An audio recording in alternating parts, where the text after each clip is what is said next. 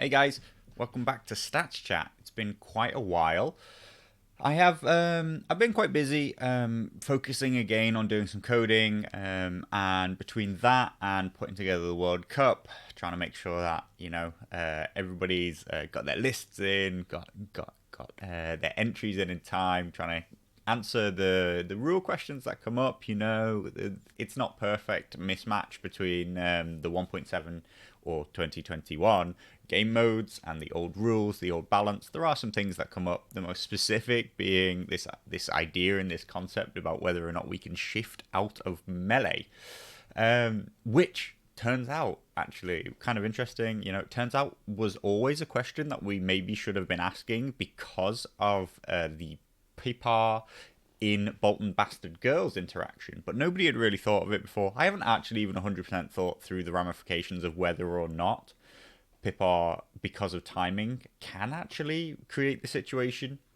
But point is that has always existed, but now it's really come to the fore because there is a new objective which allows a unit to shift 3 inches. And we've seen the new Varys, whether or not, I think that the new Varys will be the big one because of the way it interacts in the timing. It would be your opponent takes a zone and you suddenly just shift out of combat and generate a position that you can charge on your next activation. Anyway, as a total aside, they're the kind of questions that we kind of have to come across and find our way through. And they do take some time. I don't like to just give instinctive reactions. I like to go through and read the relevant rules because the specific wording of these things matter very much. The if you give a quick answer, sometimes there are knock-on ramifications. Even when I started talking about the idea that in New Clash of Kings, whether or not a relocating commander to another unit can allow their old unit to be respawned, my first answer had this knock-on effect of is a commander's unit still a commander's unit after a commander is killed? Complicated stuff, right? And we really get into the nitty-gritty of the wording, and that takes some time. So I've been too busy to make videos, right? Well, no, it's not true. I always say that we make time for the things that we want to make time for. And, just because of certain things, my unease about where the competitive state of the game is at the moment and things like that, I felt it very, very difficult to kind of talk about the game.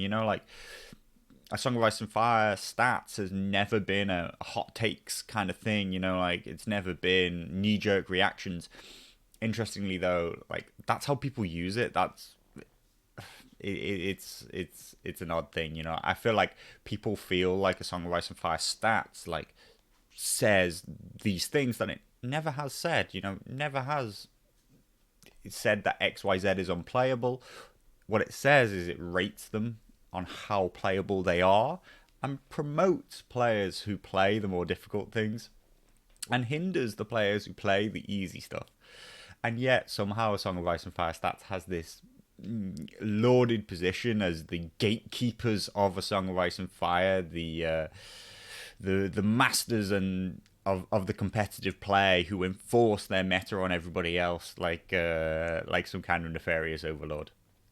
Anyway, all those things aside, I can't force people to use A Song of Ice and Fire stats the way I created it to be used. And if people want to go out there and tell each other that they're wrong because of some stats that they've seen on the site, well, what can I do about that? Anyway, the thing that's brought me back to a video, the thing that people have been asking for, or part of what's going on in the Patreon at the moment is we're trying to put together predictions for what we think are going to be the qualifiers from the EU and NA regionals, and Mickey is putting together a prize for the winner of the best predictions. I'm sure everybody's desperate to know what I think is going to happen. And so we'll take a look, first of all, at the EU regional. That's what we see here on the screen right now. See our early breakdown stats. Of course, every tournament on A Song of Ice and Fire stats, you can go and see every list that people entered, assuming they upload lists. We can look at the commanders used, the factions used, and the win rates of all those different things throughout the event. I think it's one of the most interesting parts and the reason why I really like it every single time a tournament is run through the site. I think that it's the most important part of what Song of Ice and Fire Stats does. It gets rid of a ton of hearsay of, people just caring about what won. I'm always been interested in what's in the mid to the bottom. And so, this is super interesting because we're not just talking about who's going to win each regional. We're talking about who's going to qualify, what that top 8 is going to look like. And that's a much bigger reflection of what kind of the meta state is. Other people use that word meta, and we use it, I say we. Me and Mickey on the videos, we get drawn into that same use of the word. But this is kind of like the factional balance that I think is going to play out. And EU is quite interesting. We see our percentages here on the screen. 35% Stark entry. I would say in the EU, that doesn't really surprise anybody. EU has always been the drivers of Starks as the power faction, right? They were, by and large, the kind of the community that brought to the fore the idea that direwolves are massively more valuable than the attachment cost that they have kind of suggests, and that even with losing or giving up a VP upon death, it was an easily worthwhile investment to gain extra activations. The EU has been well on its way. It's always been the earliest adopter of the most common user of the triple NCUs as a way to inflate your activation count and use that to control other aspects of the game. Now, Starks are well known to be one of the strongest users of that. Also, insignificant spam from Free Folk, the other big list that kind of plays into that. So that 35% Stark entry in EU should be a surprise to nobody. What is quite interesting is this entry could easily have been the percentage entries for the first NRG TTS league that I ran. I haven't actually got the numbers in front of me, but I would be not at all surprised if they're barely any different. Which suggests that the EU either has been very, very slow to adapt to the existence of dragons and the use of mammoths, or that they don't believe that they're having anywhere near as big an impact upon the game as people suggest. People have been crying blue murder about the existence of dragons. I had tons of people tell me that the reason they won't enter the World Cup is because dragons are allowed, that dragons existed, that dragons are considered, as far as the Song of Ice and Fire stats is concerned, to be released models. They were released. People have them. The delayed release is what it is, And, supposedly that's because of distribution. So as far as we're aware, we have final rules. I have dragons sat in this room right behind me on the table. I have their final rules. I see no reason why we should not be playing with them. And I don't think that they're game breaking. I think that we will see that Starks can manage them absolutely fine. So can Free Folk. What is surprising, what is very interesting, is that I would say in general, they cause a big, big problem for Baratheons most. Lannisters, secondary, though I do believe that Poorfellow spam High Sparrow lists, which already ran that kind of thing, have a chance. I haven't actually played out the matchup myself. I was always a big fan of Poorfellows, that always was my tournament staple before times, before COVID came along. That is that's the main army that I run in person. Of course, people who watch regularly will know I play effectively all armies in inverted commas. There's nothing I won't play except basically on principle I won't play Starks. So I am willing to play almost anything. Neutrals are probably almost despite the fact that right from the start when I first started playing, I had Lannisters and Neutrals. They were the kind of initial two factions that I had. I feel currently neutrals are a step too far for me. I don't really see what their viable chances of winning in any real competitive game are, so I find that one a struggle. But I believe that all other lists pretty much have viable builds. Anyway, so I'm very surprised at this 21% Baratheon and 21% Lannister entries. Like I say, this is very much like a throwback to when Rose Knights first came out, when, possibly when people were still using Mountain That Rides, or maybe hadn't quite got to grips with the fact that Mountain That Rides seems to be the be and make all of what makes Lannisters competitive or not.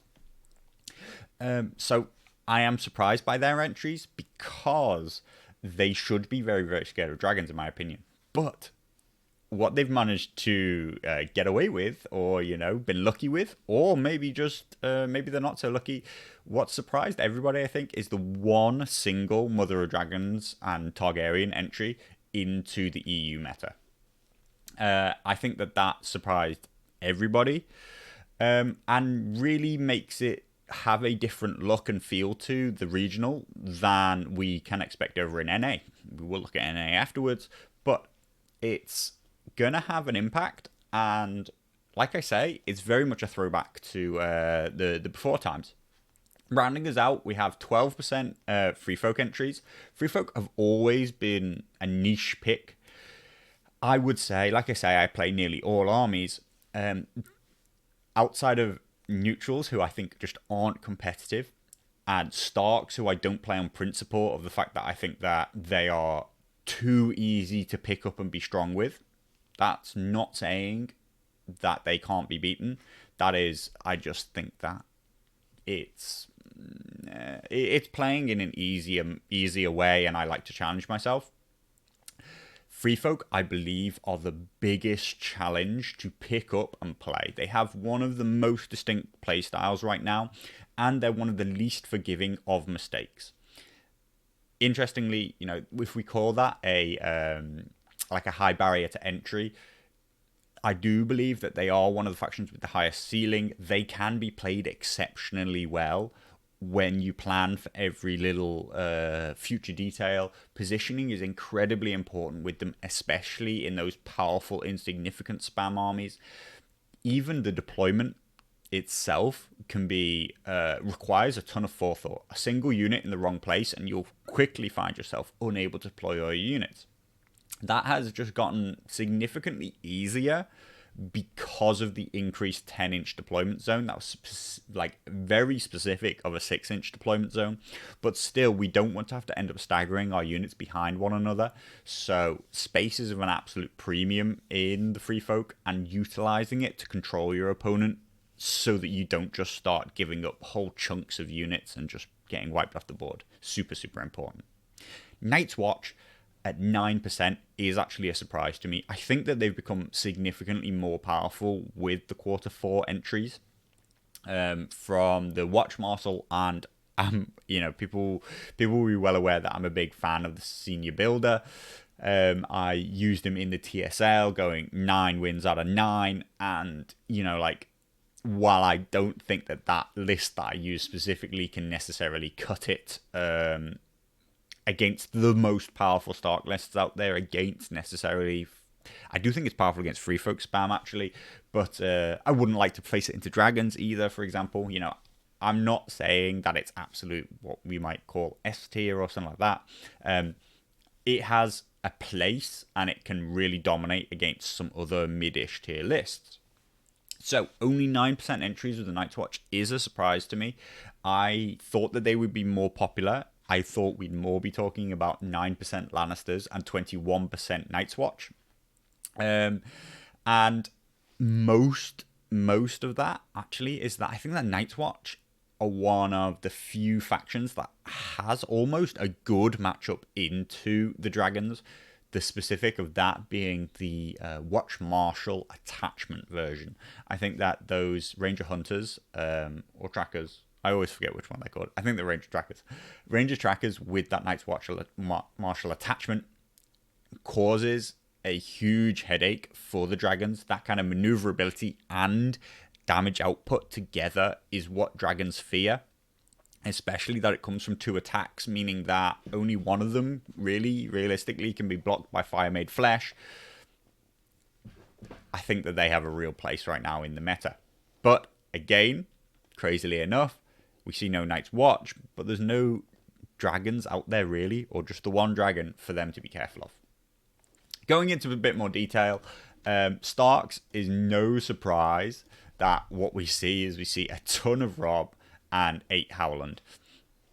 11 Rob, 8 Howland. There's a couple of picks for Roderick. There's an Eddard. There's a Brynden. Brynden always popular. Eddard, he comes and goes. Like he has some value. I don't really rate either of them. I think that Roderick has a place if you're not a Rob fan, if you're looking to run more like Berserker heavy as opposed to looking to run the Tully Cavaliers. If you're running Tully Cavaliers, I desperately think there's no reason for you ever to not be running Rob. His cards combined with that so well, and then we've even got this wild card Dario pick. So that's an interesting way to round that out. There's no surprises there, and I think that Starks will dominate this tournament. Off this factional pick, we'll go into the specifics of the players and their lists. I'll make my predictions for those 8 players. But I would say I think we're looking to 4 to 5 Starks getting qualification out of the top 8 spots. I think that we will probably see the single Mother of Dragons qualify, bringing us to like 5 or 6 places.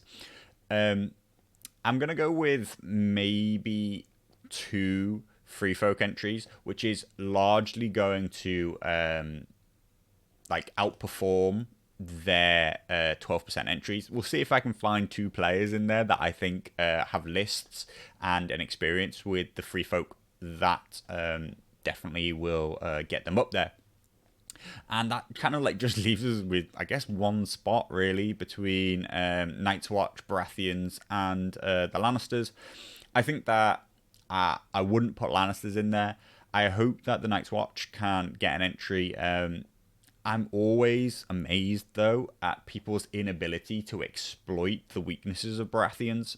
I do believe that Baratheons are massively overrated, based roughly on at a midish skill level, midish experience level, very similar to early Night's Watch with John based lists, healing based lists, defensive lists.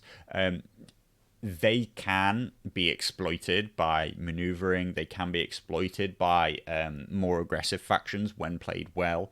And I'm always surprised at people's inability to do that. So I think the Baratheons are going to surprise me, and they're going to qualify, even though I don't think they deserve to. I think that if everybody was playing at a really, really high level, there would be matchups that they just can't win into certain game modes. Game modes are interesting on that point. I think that the Baratheons, particularly, Lannisters also a little bit, maybe a defensive Night's Watch list. I do believe that they all got a bit of a buff, a bit of a strengthen in the 10-inch deployment zones. And also this new move to this idea that you lose control of tokens if your opponent attacks you and has more ranks than you. It doesn't just require you to fail a morale test. I think that really helps to enhance units that have 4+ saves, 3+ saves, as opposed to units that, like Poor Fellows, that just rely on, losing tons of models, but not failing the panic check that comes off the back of it, and then healing them back later.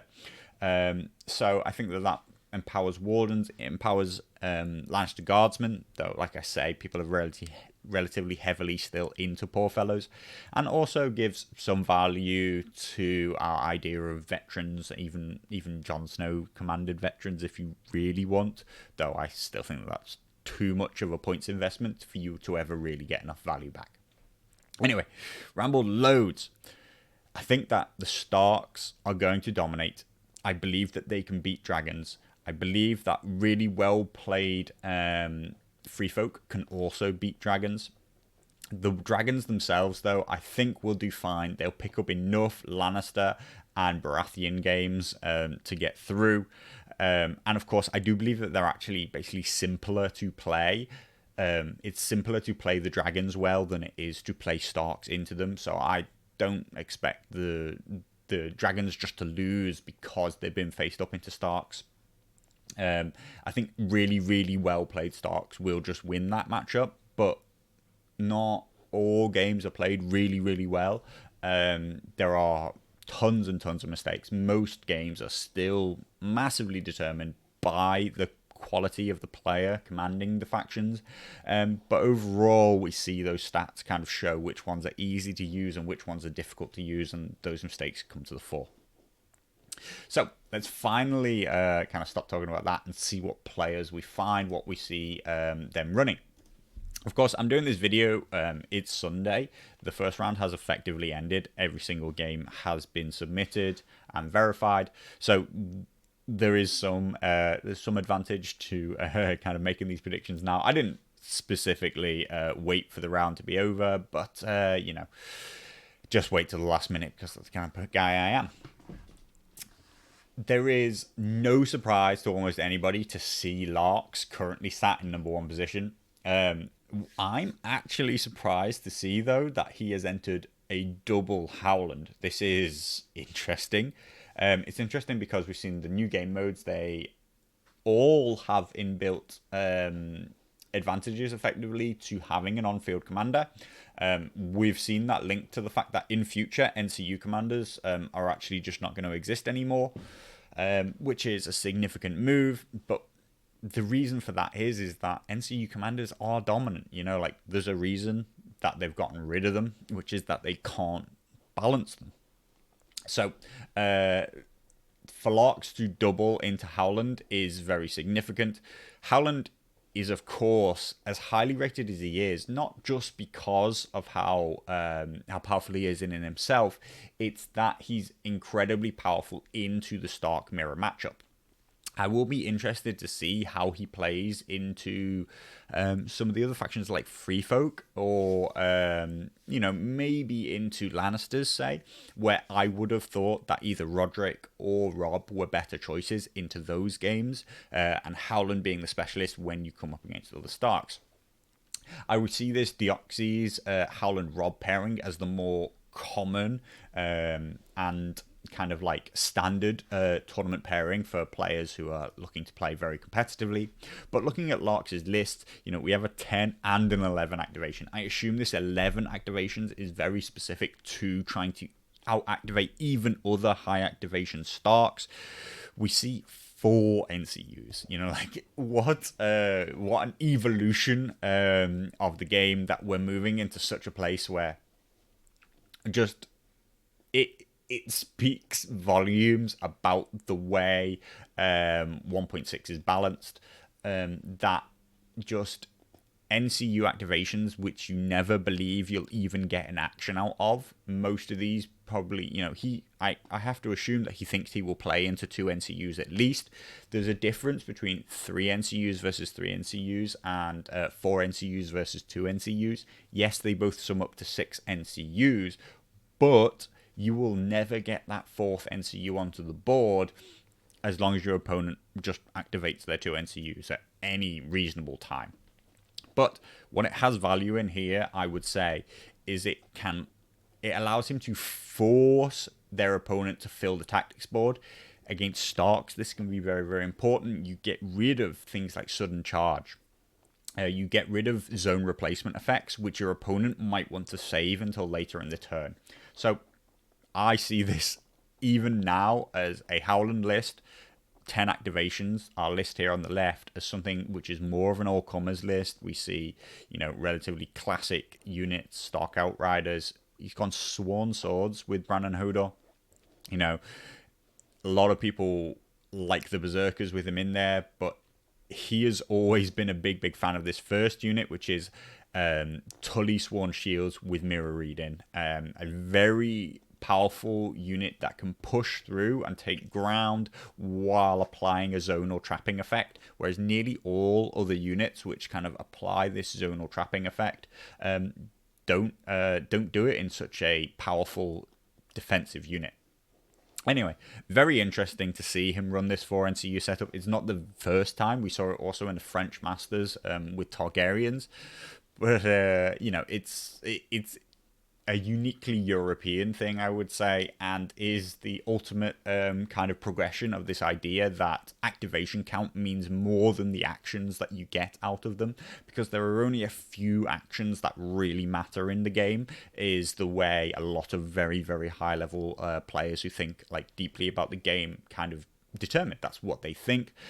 We see this Arya Stark on the right hand list, this Arya Stark and Sansa Stark, this pairing, while being very, very cheap, they're very important for getting cards at the right time. And this Arya activation at the start of the round with that Crannig trackers, with Crannigman Warden, is an absolute power play.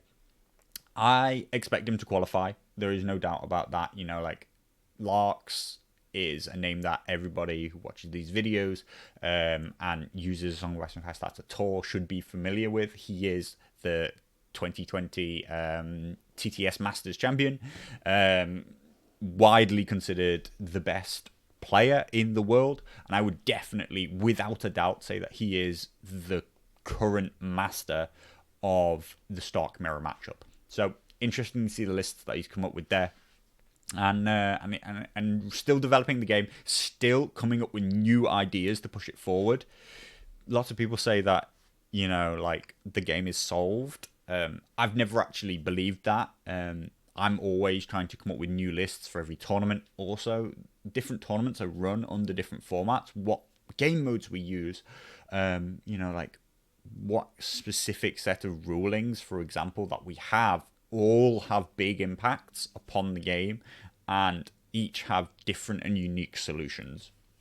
So to say the game is solved, I think, is actually a massive misconception, and I'm really glad that he's coming up with new ideas, and hopefully I think he's going to do well with it. So we'll see where he gets to with that. But I'm of no doubt that he will qualify. We'll see whether or not he wins. Deoxys, of course, has been moved to the European into the European qualifier from Australia, where they didn't manage to get enough entries to really justify having their own tournament. A very strong player who used to be significantly more ranked than he currently is.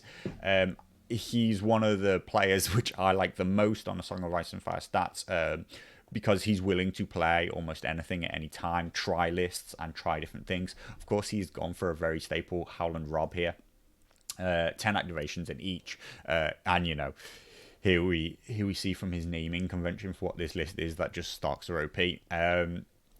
I think that having, seen this Howland with this Varys and Walder Frey combo, it is undoubtedly the staple of, of tournament play over here in the EU in the EU regional, and I expect him to qualify. Again, that's just like a no doubt for me. Danchin here in third place, running High Sparrow and Gregor, which is actually not a particularly high rated commander. And you see, the thing about Gregor is this instant thing that pops up is this 7 activations. Now, Gregor struggles. He effectively has to play 4 combat units and 3 NCUs. If you sit down and look at the numbers, there are basically no units that Gregor wants to field enough at 5 points that he could ever really get to 8 activations without going to 4 NCUs. And again, that's a silly idea.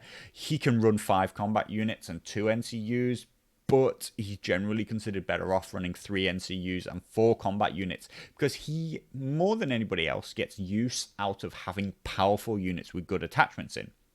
The problem is that while he gets a lot out of them and does okay, he's really fighting the grain of the way most other competitive players are playing, and this 7 activations normally just falls down as just not good enough. So I'm gonna just go out on a limb and say that even though he's currently sat in third place with a crushing victory, that these lists aren't going to make it. This High Sparrow list is far more conventional. We see Varys with Tycho and High Sparrow in a 3 NCU. Poor Fellows, Crossbowman, Knights of Castle Rock. This is almost, like a standard kind of for High Sparrow. There is a lot of variant in there in terms of what NCUs these people take. But, 2 Knights of Castle Rock, 2 Poor Fellows, and then like a filler spot, which is either sometimes a third unit of Poor Fellows, maybe with an attachment. It depends on whether or not people like to run Pycelle. I think that High Sparrow in with Tycho is overkill, and I think that it sort of prepares for failure. It prepares for you to be in a desperate position, whereas if we just used Pycelle and prepared to weaken our opponent's attack, as opposed to try to respond to it after it had already happened, then not only would you actually be more powerful, but we would have an extra point, and we could grab ourselves Preston Grenfield, for example, who is an incredibly valuable 1-point attachment and can go a really, really long way to cycling our High Sparrow cards. I think that these lists are fine, but I think that they don't quite cut it at the highest level, so I don't think that Dantions are actually going to qualify with that. I don't think that Lancers are going to qualify at all. I don't think that there's going to be any, because I think that they're a step off the pace. We have Bizonko, whose name I'm semi kind of familiar with. And he is, of course, running Mother of Dragons and Queen of Marine, which seems to be the common pairing.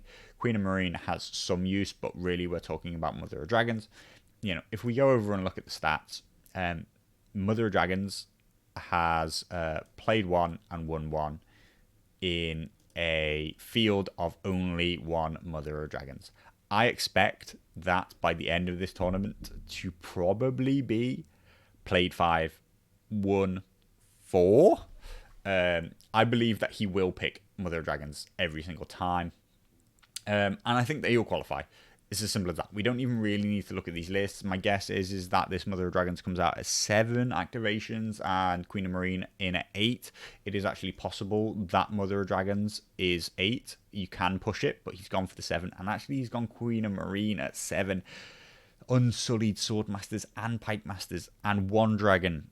I really hope that he doesn't run Queen of Marine. I don't think that is anywhere near as competitive as this list here, which is the standard Bolton Blackguard and a very, very powerful NCU setup, Varys, Frey, and Tycho Nestoris. He has good value here because keeping keeping the Mother of Dragons alive against kind of burst damage is very, very important. Very good defensive capabilities against, say, like Melisandre, thinking that she can wipe you off the board between that first turn and second turn.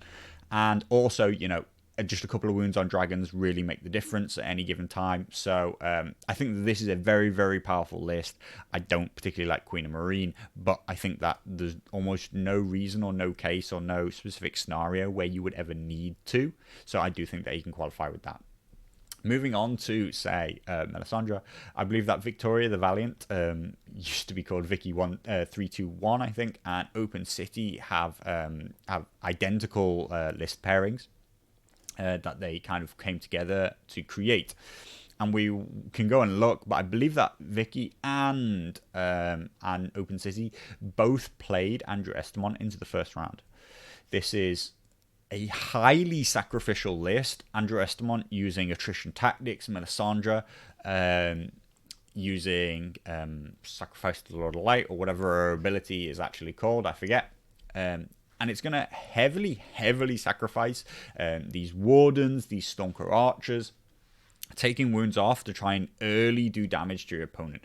What it's desperately looking for, and it effectively managed to achieve, though, in the game that I watched between Open City and Coloco, is removing a unit as the first activation of round 2. That's going to put the kind of pressure on your opponent, which allows you to, effectively, you've won the game already, as long as you can kind of keep your opponent at bay, because they will probably have a much stronger board presence than you. Even maybe if you've managed to destroy that unit, can your Varys and Walter Frey combo now kind of eke it out and get you over the line? But I hate the list. I'll just be honest. I hate the list. because it sets up entirely for failure, in my opinion. When you actually work out the statistics and the numbers on the chances of you actually forcing your opponent to fail both morale tests, in this specific case, like, you should not expect there to be panic tokens when you take these tests. You don't have, this isn't the Roos, Melisandre, Axel Florent, or Shira Errol kind of combo, which can force through panic tokens that can't be removed fast enough. And that's before we even start talking about whether or not your opponent has Varys to kind of block any zonal effects which you want to heal with, or take letters now and again to put down that panic token. Now, the Varys use has high impact if all the dice rolls are successful. If any of them fail, then of course you're going to let through an important heal or something else like that. So, point is I think that in the perfect world, this list is almost unbeatable. But it's actually such a small niche case that it can't be relied on in tournament play. And I think that if you played this list 5 times, you would win 2 of those 5 games.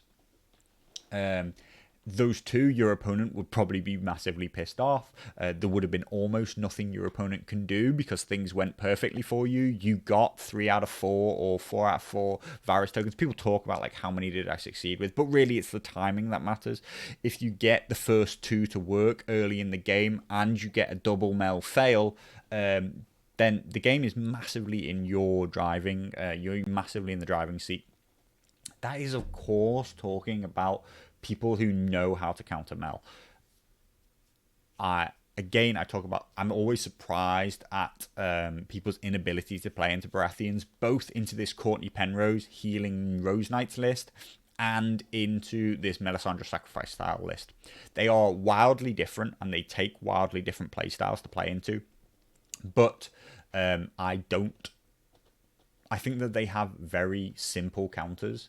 The Mel list is a pure look at the dice kind of thing, and if you understand that and just marginalize the look of the dice, we're talking you should be able to have most of your units within range of a weirwood upon deployment. You should be deploying weirwoods not towards the center of the board. You should be deploying them. Your 2 placements should be weirwoods on either side of the board, which either deployment zone, no matter which one you get, you can deploy the majority of your army clumped around that weirwood, and therefore you will have +1 to all of the important tests in the first couple of turns as you advance. Once we get to the center of the table, yes, you might have bigger negatives. Yes, you might only have a corpse pile now and no weirwood. But we're well into the game. Mel will have significantly sacrificed a whole unit's worth of models by now. Anyway, I'm completely rambling on a hole down into why I really dislike Mel. But I have to say that I believe that if these list pairings qualify, it's inability of their opponents as opposed to because these lists are powerful. They are not reliable enough, and yet they really can sting some good players if luck goes against them. If those panic checks just keep failing, then it's game over and there's nothing you can do about it. So that's why I think that for me, Mel is high on there in the negative play experience, but very low in terms of like actual power ranking and quality of winning an event. That's why I would never field her, not because of the negative player experience of my opponent, though I do consider such things now and again. I actually just consider her not reliable enough. If I wanted to win in an event, I would not think, hey, Mel will help me win. No, I would say Mel can help me win a game now and again, less than half the time. Less than half the time does not win you events, and less than half the time will not make you qualify. I think that Courtney Penrose is much stronger. I do think that he has disadvantages, but I think that that's the stronger list. I think if they qualify, it's off the back of repeatable, reliable Courtney Penrose wins. We'll see how it shakes out. That's effectively talking about Victoria and Open City. They have identical lists. Open City is the higher rated player. He of course played in the Masters and surprised me at how well he did with the Baratheons there, taking them through a couple of rounds, but I still don't rate the lists. I still don't think that they're fully competitive. Mahoney Slaw, a player out of the UK, has been using Starks for a while. He's gone double Rob. I think that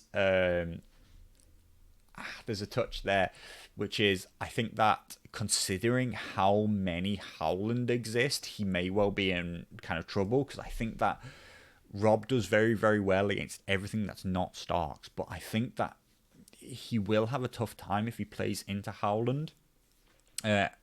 It's not an unwinnable game, of course. Like Starks are very powerful, and Rob is particularly incredibly explosive. He can always make big plays to try and get back into the game. But I think that you are on the defensive right from the start, particularly if Howland draws the right kind of cards. You can expect to be losing Direwolves very early and not really be able to do a huge amount about it. We see Walder Frey in both lists. We see Varys. I'm going to come back to Mahoney Slaw. We'll see whether or not I have any spaces left. But Starks be Starks. He's a probable at the moment. At the moment, we have Larks, Deoxys, and Bizonko as my 3 definite predictions. We'll leave this 5 to 7 bracket. Winter is coming. Another steadfast UK player. He's coming out with Free Folk. These lists: Harmer, activation spam, 11 models. Trappers with Jarl, very powerful to be deployed at a position where it can cover dogs with those traps, which are an almost death sentence. You would hope and expect that either the dog has to now move or get killed by the trappers. A powerful list, of course, and we see on the other side Styre with 2 War Mammoths. This is the big unknown. How powerful is this list? Considering the number of Lannisters and Baratheons that we see, I think that this Styre list will get fielded and will do well. I'm just going to go out and say that Winter is Coming will qualify based on these lists. I think that there is a lot of talk about whether or not, insignificant spam is a negative play experience and stuff like that. But I think that it's one of the hardest lists to play. It's very different to the near autopilot of high activation Starks and the very non-engageable way that dragons are played very, very well. I think that it's one of the most precise lists that needs to be done well, and unravels very, very quickly. So I actually have a lot of respect for good Free Folk players, which I don't have inherent respect for like good Rob players. Yes, you're playing well. You're winning games against good opponents, but like I don't think that Rob is difficult to use. Whereas I do believe that Harmer, and we'll see how difficult the War Mammoths are. They may really change my idea of what it is to be a Free Folk player, but I think that these will qualify, and I wish him the best of luck, because there is relatively low Free Folk representation, but I believe that they're a very, very powerful faction. So we'll call Winter is Coming our 4th pick. Decay is a common name in these events. He's running Baratheons with this, as I sort of discussed, Roose. He's gone Selyse and Shireen and Melisandre. So Roose, of course, allowing these panic tokens for Melisandre. Selyse and Shireen being another thrown in sacrificial effect on top. Between Bolton Bastard Girls and the Red Priestess, well known to be like almost like a crutch combination, which keeps the Stannis activation side of things kind of competitive. This is a surprising pairing to then bring it in with another Stannis side, Davos. I think they're exciting lists. Except again, I have problems with Melisandre. I would like that to. I like Selyse and Shireen. I like Bolton Bastard Girls, even though I think them with Red Priestess is, very at the top end of what is acceptable. Shall we say should be acceptable? different thing. It is what it is, and I think that it makes for exciting play. At least it's possibly too much overfielded. It's overpicked, and it is what it is. But without it, I don't think that Stannis would be competing at all at the moment. So that we see it paired with Davos as opposed to a Renly side of things, I do find super interesting. I think that Davos is possibly considered as a way to try and catch dragons off guard. He has some big plays in himself. His cards have real powerful play. We see another use of Selyse and Shireen here, and we see Axel Florent. Axel Florent, of course, a very powerful NCU if you can set up the tokens to kind of get rid of Watch Marshall. Get rid of Solo, of course, and get rid of dogs, get rid of bears. He has a place, but he is very, very easily shut down by Varys. So, I think that Davos is an interesting list. I think that Roose is an interesting list. I don't think he will qualify. I think that there are too many Starks out here who out-aggression this Roose-style list. I think that Davos plays a wild card against the dragons, but there's only one dragon, and I think that he will lose to other Baratheon players. I think that Courtney is significantly strong enough that he will play into him. Glonka, here we see, is actually very likely going to should be his pairing for this round, unless something's gone wrong. This Courtney Penrose, double Rose Knights, double Champions of the Stag. I hate the list already. I think that Champions of the Stag are massively overrated. And we see a Stannis list again, Melisandre. She's got a lot of picks in this event. And I don't think that any of them will qualify. So there we go. Neither of these Baratheons are getting my picks. Mickey, of course, Masarath, entering himself as Stats NRG. I can just straight away say that, his Harmer list, very similar to before. He, of course, he loves to run these Spear Wives in Jarl instead of having the Trapper effect. You are just a much more aggressive unit into the flank and rear, whereas Trappers can maybe be ignored. He's running a 10 activation style list. He's running a single mammoth. It could be a point of failure, because if your opponent has a way to get rid of that mammoth, maybe they take that Melisandre -3 test and manage to panic it and get it to run through your own units. I believe that he has the ability and quality similar to, the free folk list that we were talking about before, that I think that he will pilot it well enough that its inherent strength can come through. So I think that, we're going to pick Masarath as, let me just check, I think that that's our 5th entry. Larks, Deoxys, Bizonko, Mahoney's Slaw was a maybe. So we take Winter is Coming as a 4th. We say no thank you to our Baratheon entries, and we take Masarath as a 5th. Sabifi running Loras and Courtney Penrose. Again, Baratheons, no thank you. I don't think that they're going to do as well as people think that they should. Gregor's running Joffrey and High Sparrow. Joffrey actually, crazily enough, has gotten away with the fact that he should be terrified of dragons, and he might never meet him. A 7 activation Joffrey list is quite low. We see the Kingsguard, the Pyromancers being the wildcard pick. Of course, Gregors did actually send me these lists beforehand, and I told him, I don't think that the Pyromancers are a good choice, but if you really like them, then stick with them. Tychonosaurus with this common use with the Kingsguard, and what we see is a turncoat. We see a turncoat in with Kingsguard and Knights of Casterly Rock and Pyromancers. Other than this 7 activations, and I think that that's just a real key thing that's going to come up again and again, other than this 7 activations, this list has huge explosive potential.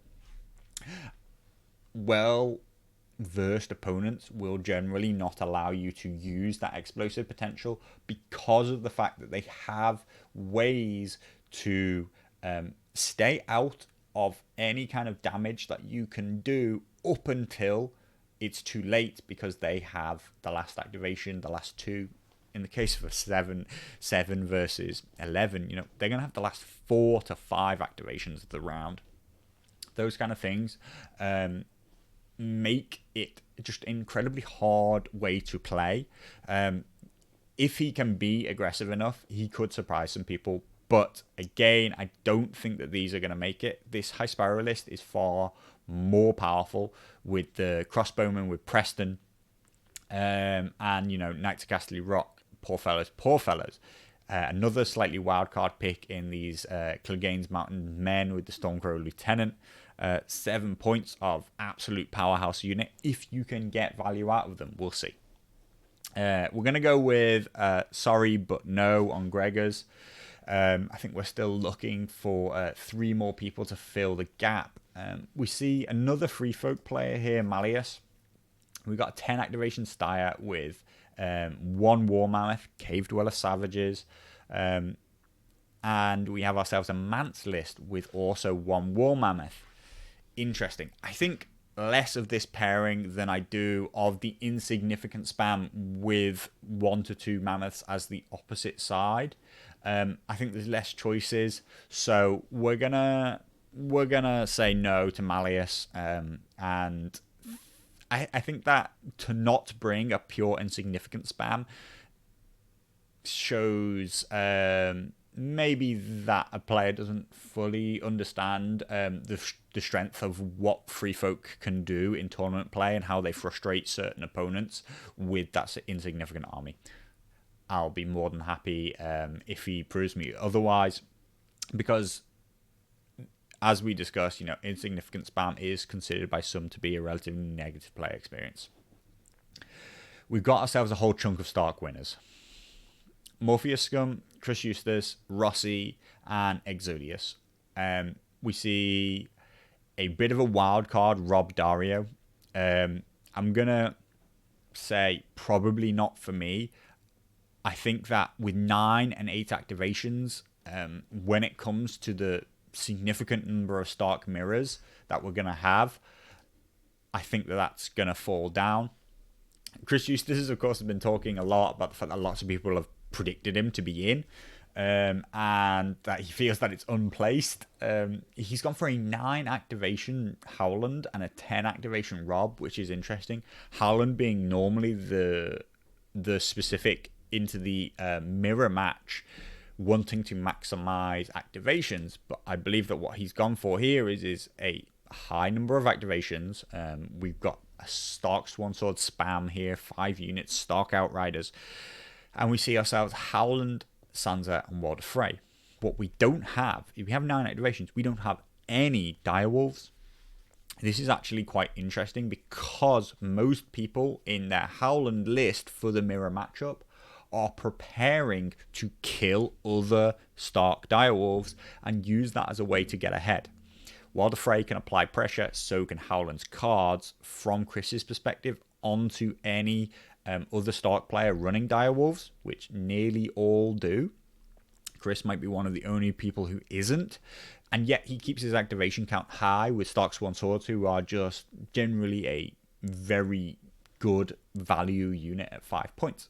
It is another interesting list, another way to approach it. We see right at the start that Lox has gone to the absolute extreme, looked for 11 activations and 4 NCUs, and Chris has gone to the opposite extreme, which is I'm going to keep my activations high but not provide any weak units. We see no Stormcrow mercenaries here. We see nothing with easy morale damage. And we see nothing that even Cranigman trackers could look to just double tap their way at the start of a round into killing. I think I'm going to have to go with a Qualify. I like that he's stepping outside of the standardized setup there. And I think that he's coming into it with a plan. And anybody who comes into it with a plan has much more of a shot than anybody else who's just gone, oh look, everybody runs Howland 10, a 10 activation Howland list, I should run that too. So we'll give Chris our 6th slot there. Rossi, a Masters player, he beat another Masters player narrowly in the first round. It was about as close as it could be, in that if Massara had finished out the round, it is quite possible that he would have lost that game, that Massara would have won, but he chose to resign before the end of the round. So Rossi is a very experienced player. I believe actually from previous kind of entries that I've seen him, he has run Free Folk in the past. His list here of Eddard with Rob is interesting. You know, like seeing again no Howland. I'm gonna just trust that he has a plan here. He's won 1 out of 1 Stark Mirrors so far, and he has a huge player rating, and you know he's coming from very strong background. So I'm just gonna trust the player quality here, and pick Rossi as my 7th qualifier, which leaves me with only 1 spot left, and we've gone through all of the winners. So I picked 7 of our 17 first round winners. The question is, do we give Mahoney Slaw the benefit of the doubt with his double Rob list? Or do we start to look through the losers? There are some names in here. You know, as I mentioned, Massara, a Masters player of significant renown. He has won some tournaments. He's hosted some great tournaments too. In there with his Starks, I'm gonna have to say I'm gonna go slightly wildcard. I think I like Roderick myself. I think that he has a great place in these Berserkers. I'm in no doubt that when I clicked and saw Roderick, that I would see him in Berserkers, and we see it backed up by another Berserkers of Bran and Hodor. We see powerful NCU setups and a Rob list that has Tully Cavaliers and more Berserkers with Bran and Hodor. I'm gonna go out on a limb and say that despite losing his first game, that Massara will come back into the event and qualify. If you're watching, I'm sorry, Mahoney Slaw. You were almost in multiple times, but I do think that there are easily, easily players in this qualifier that deserve to qualify, deserve to play, who won't quite make it through, be it from the specific matchup that they get, the game mode, a couple of dice going the wrong way. So, you know, I absolutely I really, really doubt that I could possibly have predicted those 8 right, but they are the 8 that I'm going to go with. We've got Larks, Deoxys, Bizonko, Winter is coming for 4. Where else have we gone? Forget the Baratheons, no qualifiers. Into Masarath, we see Chris Eustace as 6, Rossi as 7, and we'll go out on a limb and say that Massara is 8. There's our 8 qualifiers from the EU regional. It's been an hour already. Which means that maybe everybody stopped watching, but if not, I'll probably put a timestamp about here and say if you only care about the NA regional, then dive on in. Let's try and be quicker, but we'll jump on over to the NA regional. Going right back to when we were talking about with the factional matchups and what I think that kind of knock-on effect is for the NA regional, it's quite different. We see... I think we see a massive knee-jerk reaction to the Quarter 4 releases in NA. I think it's a very different response. We see 27% Starks. They've always been popular, always been powerful. You know, it's significantly below our 35% Stark entry in Europe. And yes, 27 still seems very, very high, but there will always be a baseline. As long as Starks are powerful, there will always be a baseline of around 20%. So really, we're talking that 20 to 27 is one thing, but 20 to 35 really shows like how powerful people think they are and how much people are picking them just as a way to win. So, 27% Starks, but what has surprised a ton of people and surprised me as well, while I do think that they're a very good faction and I like them, and if I were playing in the World Cup, I would probably be going for them, Night's Watch at 27% is way more than most people would have expected. I would be fielding them because I think that they're viable but interesting, and that's what I would be looking to play. I do think that they're one of the more difficult, probably not quite free folk level of difficult to pilot, but considering the different things they have in play right now, I think that they're one of the most difficult to pilot. I do, as I've mentioned, think that they have some current tools that does very, very well into Mother of Dragons. We see a big 13% Mother of Dragons entry in NA. It's not as big as some people would have predicted. Lots of people would have said that they would be as popular as this 27% Night's Watch, as popular as Starks, that they would be the equal most popular thing. I still think there's something of a backlash of like people have a lot of dislike for them. They've been getting a lot of negative press, shall we say.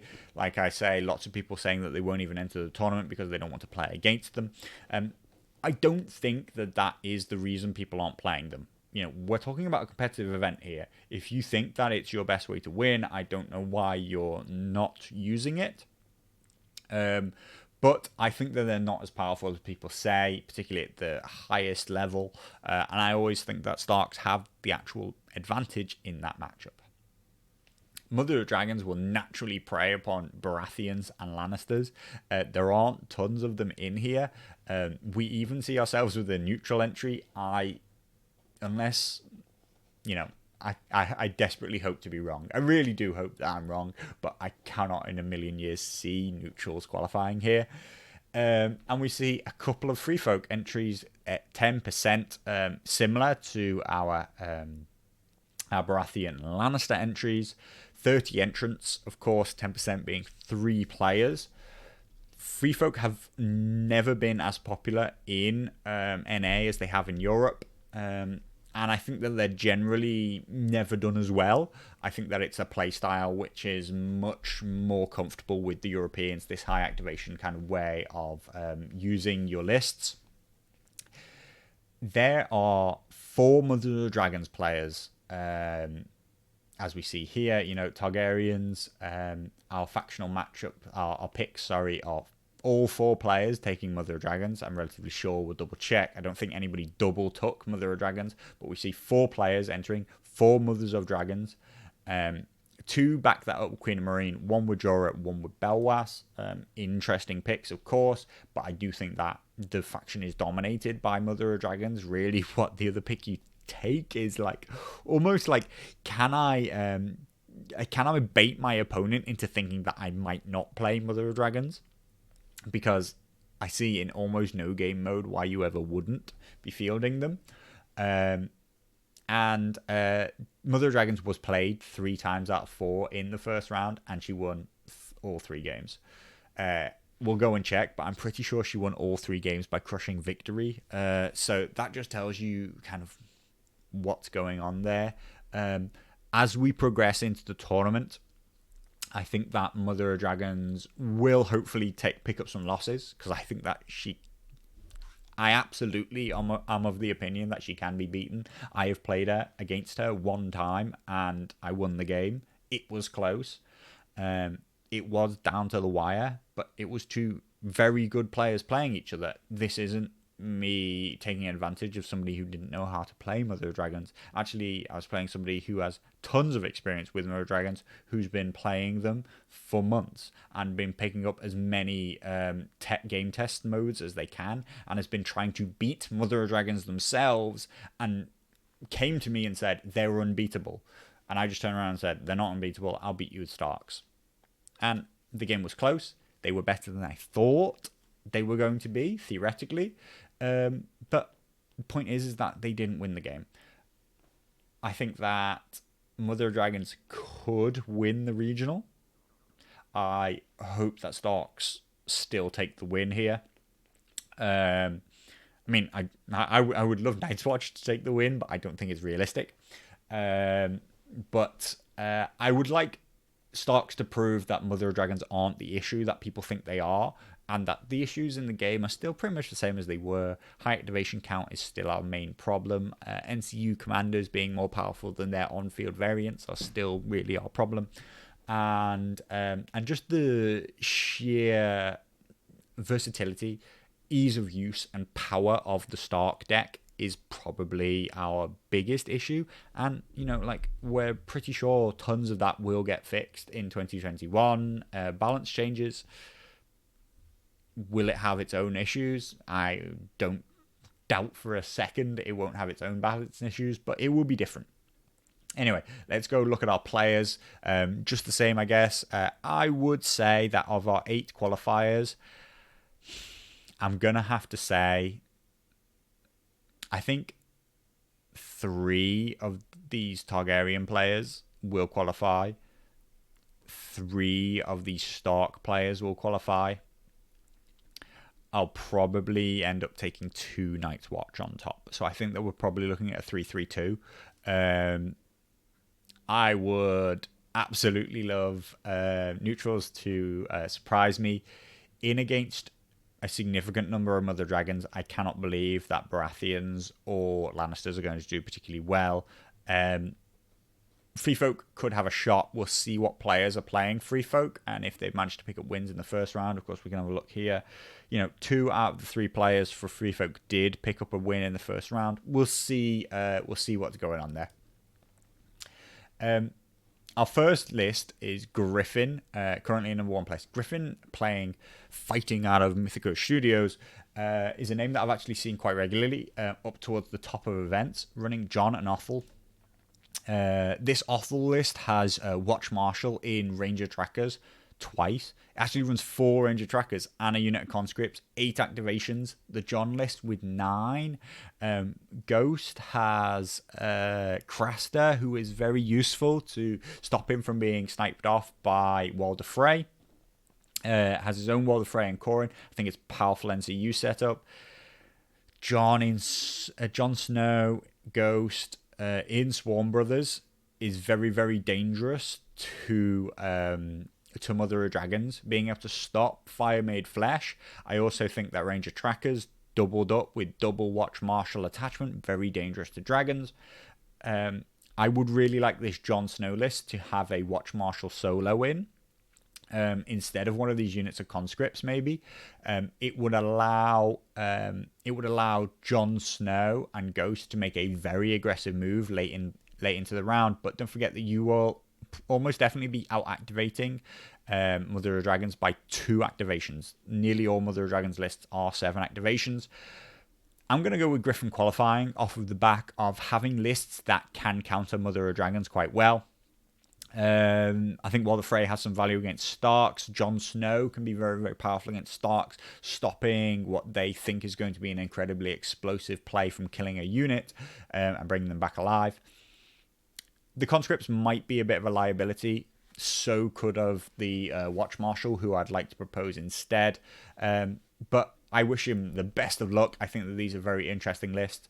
This Othel list is a bit spammy, of course, like with 4 units of Ranger Trackers. But, it's also a very technical list. Not much staying power, but a ton of maneuverability. And it isn't just spamming activations. I think it's a much more interesting way to play. So I'm going to hope that Griffin makes it. I don't think he's going to win the event. I think that he will fall foul of at least one Stark player. So, hopefully he will qualify with a 4-1. It's kind of where I would put him at. Now, Can Artist, I might have to go against everything that I've said because this is a name I recognize well, and Heroes World have brought with them a ton of players. We'll see that they're bringing up I think 6 to 7 or maybe even 8 entries in this, representing Canada incredibly well. Can Artist is a name I recognize and is a quality player. Am I going to go back on the fact that I think that Baratheons can't win in a dragon-heavy meta, a Stark-heavy meta as well? Double Rose Knights, Baratheon Wardens, Champions of Stag, Courtney Penrose, Eldon Estamont, Shire Errol. This is a list that has very little variability. You know, this might be almost identical to the list that we saw Vicky the Valiant and Open City running in the EU tournament. It could be identical. It might be different, possibly different NCU setup. I think that it is absolute dragon bait. I think that they will take it apart. I think that firepower-based Night's Watch also will. So, Speedy Baratheons, ? As the Davos list is named. We see double Stormcrow Dervishes, one with Davos in, 2 lots of Wardens and a Dragonstone Noble. Melisandre. No, I don't like that. Petter Baelish, Axel Florent. While it's an interesting list, and I think that it's much more interesting to play, and I love to see Davos on the table. I can't give Can Artist, despite the fact that I think that he's a very quality player, I can't give him the nod based off those lists into heavy dragons, into very high lots of Night's Watch, while Griffin wasn't using it. I expect to see at some point some high firepower based Scorpion and crossbow based crossbowman Night's Watch, and I think that things like that will take both of these lists absolutely apart. So, sorry, Khan, you may be doing well right now, but I don't think it will last. Gruselug has been championing Targs for a long, long time. He's got himself that Mother of Dragons and Belwas combo. His Mother of Dragons is in Stormcrow Dervishes, which, of course, costs 1 more point than the Bolton Blackgoods. I like the unit more. I think it's much more dynamic and gives you more options. I think that maybe that Blackgoods is the safer, better bet. But it is what it is. I think that he'll do fine. I think that he'll qualify. I think that he's been wanting Targaryens to do well. And you know, he's not jumping on this dragon bandwagon. You know, he's been waiting for dragons way before we knew if they were going to be good. So I hope he does qualify. Tobbo Mott, on the other hand, a Masters player who has almost definitely jumped upon the Dragons bandwagon. He's running Bolton Blackguards. Walder, Tycoon Astoris, Pirate Pre, interesting choice. It kind of means that you can add that 6th zone, which means that you almost never can be denied Mother of Dragon's ability to bring back Fire Made Flesh or other cards. I think this is an incredibly powerful list. Jorah the Explorer, I expect to almost never see use. Again, I think that this is a quality player with a very strong list. Like, it's very easy to just say, Mother of Dragons, because it practically writes itself, here's your 3 dragons, here's your bunker unit, and do I like your NCU setup? Tick, tick, tick. Do I believe that this player has any real chance of piloting this list? Tick, then it's just a qualify for me. That isn't to say I think the list is broken, but there's a lot more nuance to the way you build a Stark list, and then way, way more nuance than that to the way that you build a powerful Free Folk or Night's Watch list. So I think that this is another qualifier. Below that, we see another Targaryen player. Interesting, actually, you know, we do know that Grislug is about to play Tobbo Mott, so one of them will have to lose, but I expect that that's just going to be a blip. One of them will lose, but will still qualify with a 4-1. You know, only one of these players in this whole tournament can go unbeaten. 7 of the other qualifiers will be on 4-1 or even 3-2 ratios. So, you know, I think that Zero Talk bringing the 3rd set of Mother of Dragons played it. We see 3 and 4. We see Bolton Blackguard. I think we see a near identical list. We don't see Pirate Pre. We see Varys, another very powerful choice. Just a power play of an NCU as always. You know, I think all 3 of these guys are going to come in. So we've got Griffin, Griselug, Tobbo Mott, and Zero Talk. We picked one Night's Watch. We picked our 3 Mothers of Dragons. The 4th Targaryen player did not play Mother of Dragons into the first round and lost their first round. I think that's telling. So I think that there's our 3 Mother of Dragon entries. We're probably looking to pick up a wild card, be it either another Night's Watch Or, maybe I'll see a free folk that I really like out here. But other than that, I think we're probably going to find 3 Starks. We'll see. It could be not 3 Starks. It might end up being, now that we've seen it, maybe another Night's Watch, 1 free folk, and only 2 Starks. But we'll see. So Claw, Night's Watch, coming again, Wargames ID, entering from outside of the NA regional. The players who are willing to enter from outside of the regional, that their own Asia Oz region didn't manage to find enough players willing to play outside of their own time zone, deserve special attention. These are players who have come to win, in my opinion, as opposed to entering just because they want to play games inside their own kind of region and just want to play with people that they know. What do we see here? We see Swarm Brothers with Brienne. Like, this instantly just pops out to me, and I think, no thank you, not really interested. On the other side, Alistair Thorne in Build a Crossbone. I like that. Ranger Trackers with Watch Marshal is a bit different. 3 units of conscripts could be quite weak. He's sacrificed a lot of on-field strength there for World of Frey, Varys, and Aemon, which is a powerful NCU setup. I feel like conscripts can be blown off the board so fast that that Aemon doesn't have a ton of value. Like, the speed at which they die means that you're not going to be able to pull out tons of healing. I don't like either of these lists, so even though I said it deserves special attention and that we should look at them from an outside perspective, the other side, we have conscripts with Jorah Mormont, Swarm Brothers with Jon Snow, and Ghost, and 2 lots of Watch Marshals. So this is incredibly dangerous to dragons. And I have to say that this list, more specifically, looks very much made for dragons. Let's look at it again.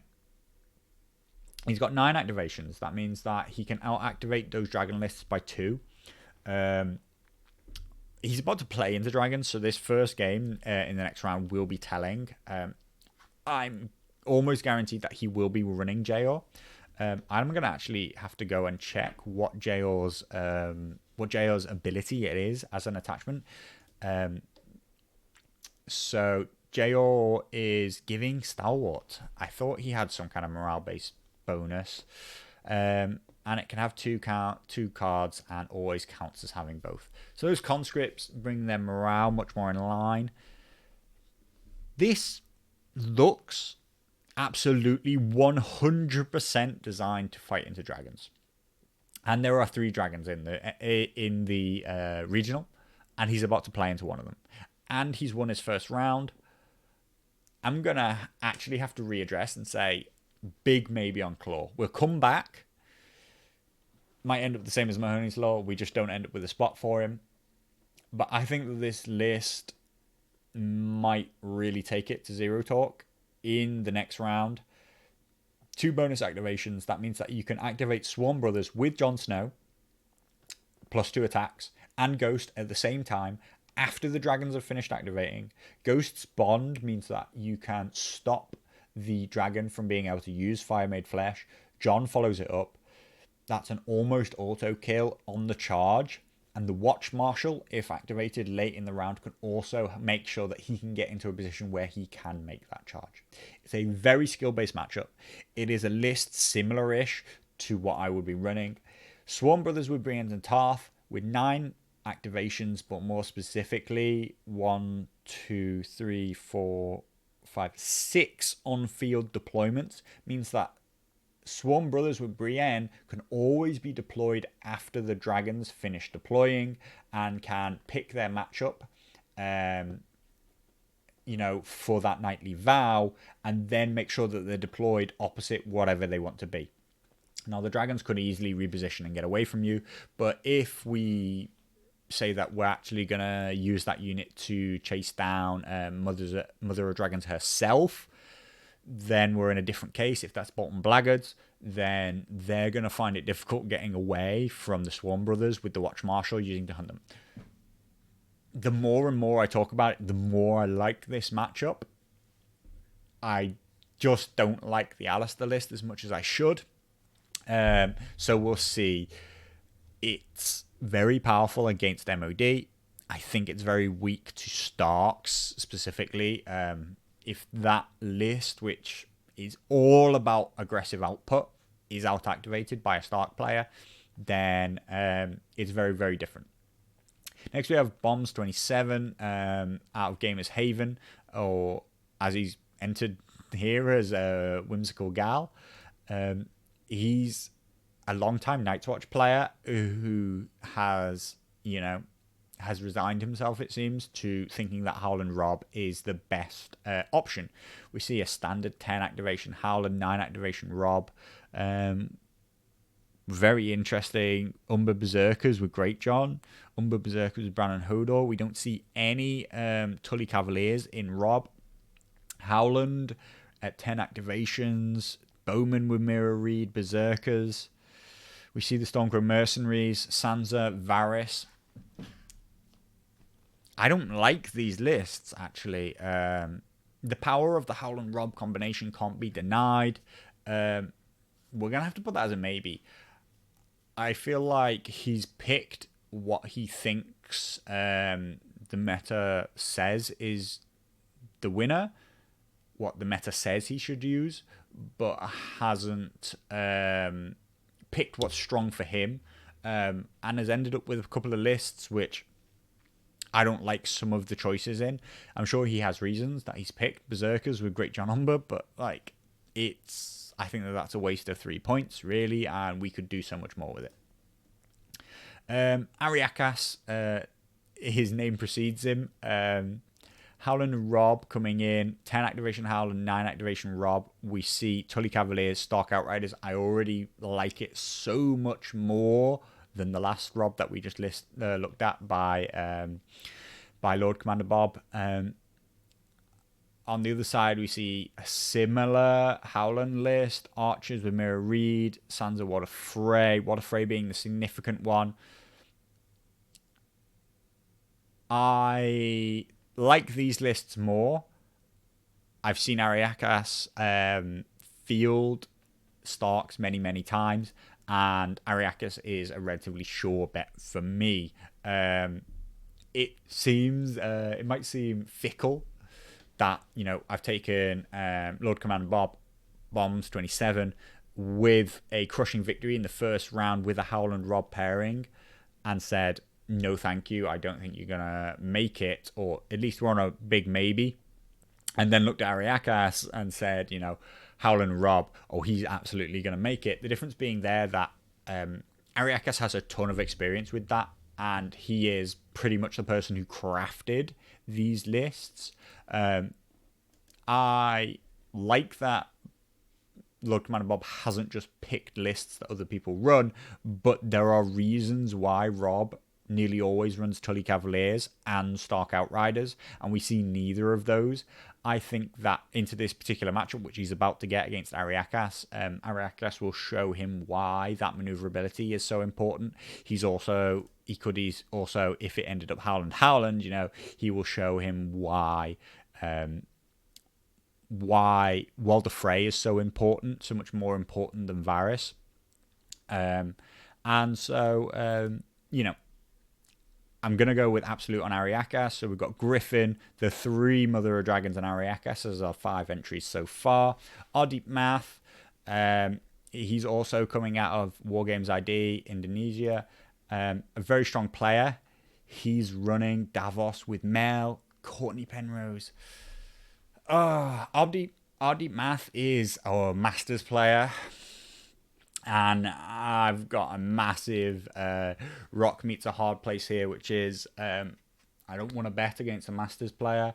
They've shown, the thing about Masters players is that they've shown that they can consistently get into the top of events. That's how you end up with this kind of ranking. You don't necessarily need to win events. You need to consistently place high.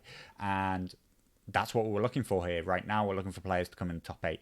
But at the same time, I'm sitting here saying Davos and Melisandre particularly, no thank you. And I'm saying Renly side of things with Rose Knights and Wardens. We see Wardens, Rose Knights, Wardens, Flayed Men, and some Stormcrow Archers. I think that they'll come too foul of of Mother of Dragons. I think that this could maybe qualify in the EU meta where the number of dragons is much, much lower. He could surprise me. Davos and his cards can play wildcard against dragons. But I'm going to go with a no for Baratheons again. I'm going to stay strong and say that Baratheons aren't set. I'm not going to bet on the player as much as I otherwise could. Weasel Kingdom is a name that is becoming incredibly familiar to me. He is quite new to the scene, but has come to it with a very competitive mindset. I believe he's been a champion of the free folk in his local area. We see Spearwives Jarl Harmer spam. This might be, there aren't loads of points to go around. This is quite likely to be identical to the ASOIAF list that we saw earlier. And he's paired that with a list from Style that he calls Maximum Effort, and it's 12 activations. We are seeing no mammoths. This is interesting and a list which I've not seen before. We see no skin changes in either of these lists. We see no mammoths. We're just seeing pure activation spam. I worry for this list about how it actually performs. I'm not 100% sure what it's designed to play into. I feel like the Harmer list has lots of value in the way it deploys insignificant spam. It, of course, her cards, which give extra additional attacks when in the flank and allow units to maneuver into the flank, they mitigate the fact that you've got lots of weak units that are bumping into each other and no attack is that powerful. She really magnifies them. Styre is quite different in his approach and normally likes to focus around his own unit, so to be in Raiders is quite weak. I'm gonna have to leave Weasel as a maybe. Though saying that, that Mammoth list would have been powerful if we'd seen ourselves a ton of Lannister and Baratheon opponents, but we don't. Interestingly, he is about, I believe, to play. He's about to play into Baratheons, and he might have really liked the Styre Mammoth list just to, absolutely take Courtney Penrose apart. Weasel's in there as a maybe 2. Rohan, a name that I recognize, again from Heroes World, using Free Folk Mance and Harmer. Mance with double mammoths and our 11 activation Harmer spam. Not using Jarl here can make it more difficult, but we don't see the skin changes being spammed, so there's more room in the deployment zone. Interestingly, across all of these free folk lists, I haven't seen many skin changes, whereas they were considered a massive issue for the game not so long ago. Possibly that's due to the new game modes, a ruling which I think we came down on, which is that new Fire and Blood allows you to mark bears because it no longer has the stipulation in Fire and Blood that you can't mark units that cost 0 points. May have scared everybody off from them, but I don't think that really has significant ramifications to that game mode, particularly considering you're not locked into using a bear at any given point. I do like these lists, and so I'm going to put Rohan in there. And he's going to be our 6th entry. We've got Brett fielding Starks, double Rob.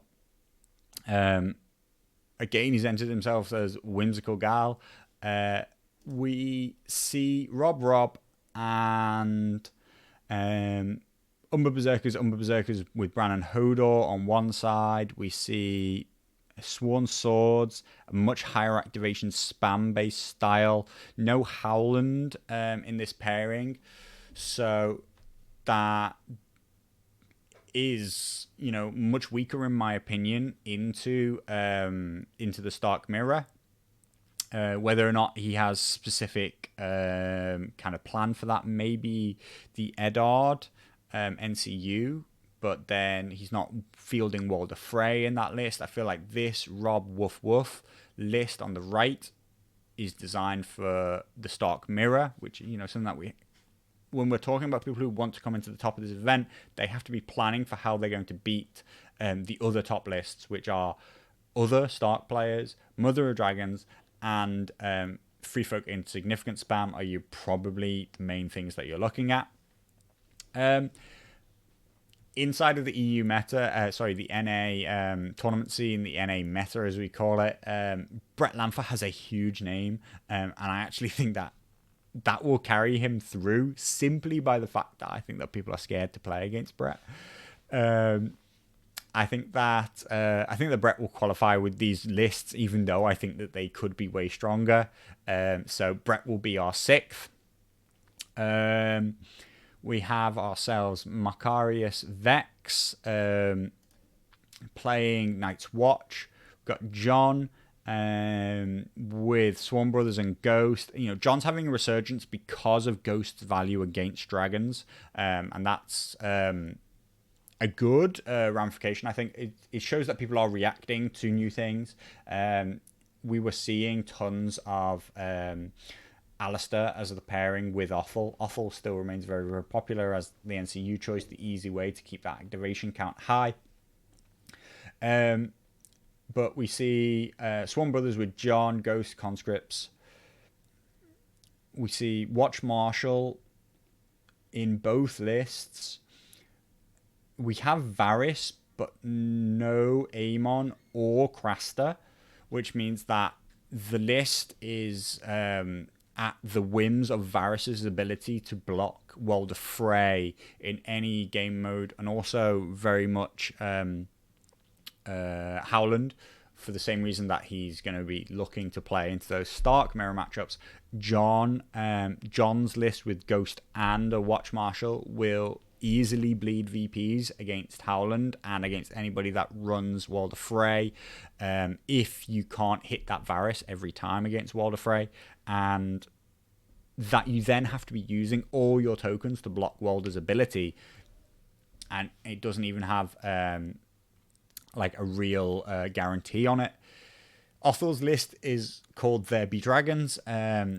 I think it's clearly designed to play into it, and yet the most powerful thing I think against dragons are Swarm Brothers with John as an attachment for Ghost's shut-off ability, and our Ranger Trackers with Watch Marshal attachment. And we see neither of those in this list. And we don't see a Scorpion either with a Watch Marshal to try and get a free shot late in the round against them. So I don't quite see how this list is designed against dragons. So we're going to say no to Macarius Vex. Unfortunately, we're getting tight. We've only got 2 spots left to give out. And there's still a couple of big names coming up here. Endline is well known as a tournament player from the TSL, doing very, very well. And one of the best players out of Heroes World. Lots of people award me about him. As not a big TTS name, but very, very strong on the tabletop. He's running Lannisters. Can I marry up this idea that Lannisters couldn't possibly qualify? 7 activation, double 7 activation Lannisters into a very high activation kind of set of Night's Watch players. Triple dragons are in there. We see Walder, Tywin, Pycelle, and a Turncoat in a Tyrion-based list.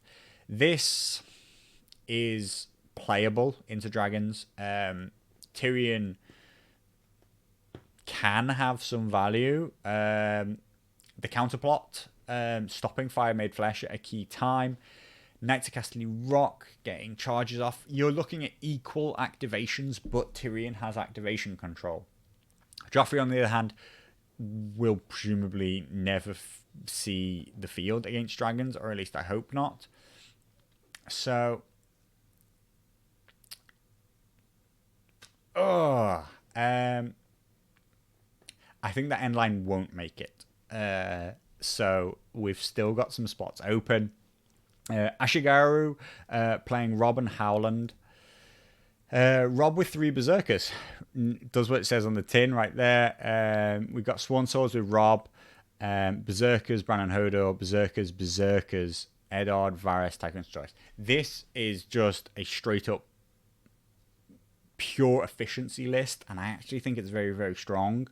Howland list called as itself Locke's Mirror, clearly taken from Locke's, which I think is no bad thing. As long as he knows how to pilot it, he will do well. Of all the lists here, like this Howland list is likely the most well crafted into any Stark Mirror.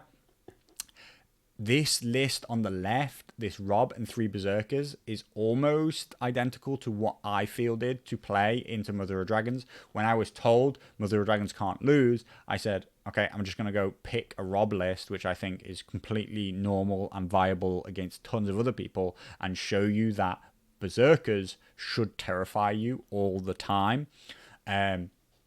With 9 activations, you can take some incredibly powerful moves late in the round. My advice to him is really, really keep those wolves safe. Dragons will munch them, especially if they get overrun. That's what happened in my game and made it incredibly close. I'm going to give Ashigaru the nod here and say that he has the best Stark pairing that I've seen so far. I like it more than anybody else's. It's what I would be picking if I were playing Starks. It's what I would tailor Rob to do against Mother of Dragons. And Howland, I would be keeping something similar, something tried and tested for that mirror matchup. So Ashigaru gets my 7th pick. Down here, what other names do we have? Crag is actually a well-known name, and running Eddard and Roderick is not the Stark pairing I'm looking for in somebody who's lost their first game to instantly just be like, this person should be in there. Gamma gets about a lot from Game of Thrones boys. Rob Eddard, again, I see no Howland, so I'm not going to just desperately go out on a limb and give him that last spot. Bolton Skincare, Sunday Slaughter himself, running Free Folk. I think he's been practicing a lot. We see ourselves a Mance as opposed to... so we do see Harmer on the right-hand side as our activation spam, but we're also pairing it with a Mance activation spam. We see no Mammoths in there at all, which, like I say, actually fine. We've seen no Mammoths in this regional at all, it seems. But there's no Baratheons and no Lannisters to beat up on, really. Let's be a bit cheeky and look at what his matchup is against for the next round. It should be coming in against Gamma, I believe. He will be playing into Starks, into Rob or Eddard at 9 activations. Can we bet on Bolton and all the practice that he's been getting to bring these back? I think that Free Folk are just a bit too technical to come back from. If he's not won that first game, I think that while he can definitely learn from those results, we're not going to go out on a limb and say Sunday's back in it. Francesco, so many names that we recognize here. Othel with 9 activations. Veterans of the Watch instantly turns me off this list. It instantly says that's points that I wish he hadn't spent. The other list, nothing jumps out at me. I'm seeing very, very few Night's Watch lists based around crossbowmen and scorpions, and I think that at least in one of your lists would give you a real dynamic. Thranduil is a player that I've been told to watch out for, that he's been doing very, very well on the tabletop. A 9 activation Othel list. He's got the senior builders. He's got 4 units of conscripts, which I do think is a bit over the top. I would like to see them back up a powerful defensive unit. Again, like crossbows or a scorpion. I actually ran both when I ran conscripts and senior builders. I feel like he's denying space, but his other 2 units want to be aggressive. Whereas his other 2 units want to be builder crossbowmen in my mind. And again, we see Veterans of the Watch. I think that those lists do not instill me with the kind of confidence which marries up with this idea that he's the kind of player that Heroes World have been warning me about. So I think that maybe he's about to get a shock coming into TTS and seeing the way that TTS is played. I do think that TTS and what is being played on TTS is different to what was being played on the tabletop 10 months ago. You know, like, at least around here, nobody's really played on the tabletop for that long. I haven't found anybody that jumps out to me. So we're going to come back and we're going to say that Claw gets it. We were really on the fence here, but this JR list has convinced me that it has all the tools to take on these dragons. Let's see how he does this round against Zero Talk. So I think, off the top of my head, if I remember rightly, my qualifiers, my 8 are Griffin, going into Gruselug, Tobomot, and Zero Talk as 3 Mother of Dragons players. Gonna take Claw as a second Night's Watch player, and then Ariakas fielding Starks. If I remember rightly, I think I took Rohan and his Free Folk, and then Brett Lampher as his Starks. So we ended up with almost the split that I thought we would. We ended up with 3 Mother of Dragons, 2 Starks, 2 Night's Watch, and 1 Free Folk. I think that the Stark lists that I saw here were not the kind of Stark lists that I see in the EU meta, which didn't instill me with the same kind of confidence when I see Starks over in the EU. But that doesn't mean that they can't do well. I like the variety that I'm seeing in these lists. Other than Mother of Dragons, I'm not just seeing the same lists again and again and again. But you have to marry that with the things that I've just said, which is that even based on factional pick and my own knowledge of factional strength, commander strength, even without looking at the players, I felt that I could predict what percentages of each faction would qualify, and that tells you that even though I like their list, like what I'm looking at, like to see that variety, that, you know, like, you have to understand that I'm saying that I think that the game is pretty predictable right now. The tournament scene's pretty predictable. But that's a case of we've been in this set of tournament stability for a year, you know, over a year. It's probably now over a year since 1.5.1 came out, and that's the balance we're working with. Obviously, the game is currently considered to be 1.6, but 1.6 was just FAQs. So there's my 2 predictions. I'm actually probably going to have to go back through them to double check them and write them down. I hope you enjoyed the depth with which I went into. You know, if you've watched the entire video, clearly you did enjoy the depth with which I was willing to go into when talking about these lists. As always, you know, it's a way longer video than I intended. But, you know, that's why we don't get as many videos as I would like, or, you know, maybe you guys deserve. So check in with the tourney ground, which will come out tomorrow. I'm about to render this video, put it online, and then do the draw for the next round. Me and Mickey will talk more about the stats of all the things that won and didn't win in the first round. You know, obviously I've been looking quite closely at the winners there. And we'll see where we get to. You know, I'm super looking forward to seeing how things shake up, and as much as I've predicted all these outcomes, I will be so happy if I get surprised. You know, I'll be so happy if, let's find our neutral player, if Jesse L and his Dario Roos combo, if these 2 7 activations, wow, look at that. Bolton Bastard Girl with Stormcrow Lieutenant, absolute spam. Peter Baelish, Tygoon Astorist. The guy's at least trying something here. You know, we see just dervishes on the other side with Stormcrow Lieutenant. You know, we're seeing massive spam of Stormcrow Lieutenant. He clearly puts huge value into it. And Peter Baelish's value to be able to take money bags at the start of the round, block it while taking another zone. they're the kind of things that could surprise some people.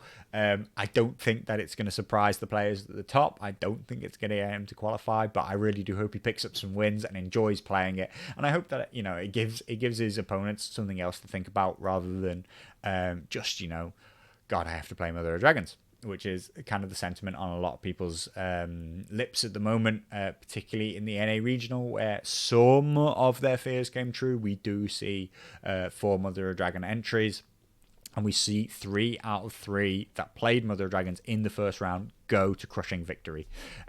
What that actually means is those Mother of Dragons are going to have to play each other. So everybody else can breathe a sigh of relief for one round. But I think that the World Cup is shaping up to be very interesting. Even though you might think that there is no reason for EU and NA to be in separate regionals, I think that has given us a ton of things to look at, see the way the different factional matchups have shaped up, the separation of who's from NA and what they're fielding, what they're playing, and what their play style is, became incredibly murky and indistinguishable from what EU players are doing and how they're playing and what's winning there once we started to run these TTS events just across both entries. And so it's really nice to see NA split out again. I think that they've been getting pushed around a bit, shall we say, by EU players for quite a while. I'm really happy to see what comes out of their regional when they're just playing in amongst themselves, and it will probably be far more reflective of what we see in the big American conventions and medium-sized tournaments that they're running, even despite COVID, because that is before A Song of Ice and Fire stats and before the takeoff of TTS. What was dominating, what we talked about as powerful, was American conventions. Like, people didn't talk about the European ones other than, Masters of Westeros was the first big splash where people took notice of what wins in the EU. And people were amazed at how different it was to what was winning in the NA. Let's see what happens. And we'll check back in maybe a couple of weeks. We'll see how those predictions are shaping out. And catch us on Tony Ground. Come along. Tell me why I'm completely wrong. Why your lists. Why I've completely butchered what the intent of your list is. Let me know, because I'm super interested always in the mentality behind people's list building. People well know that, particularly because I don't get to play on the tabletop at all for almost a year now.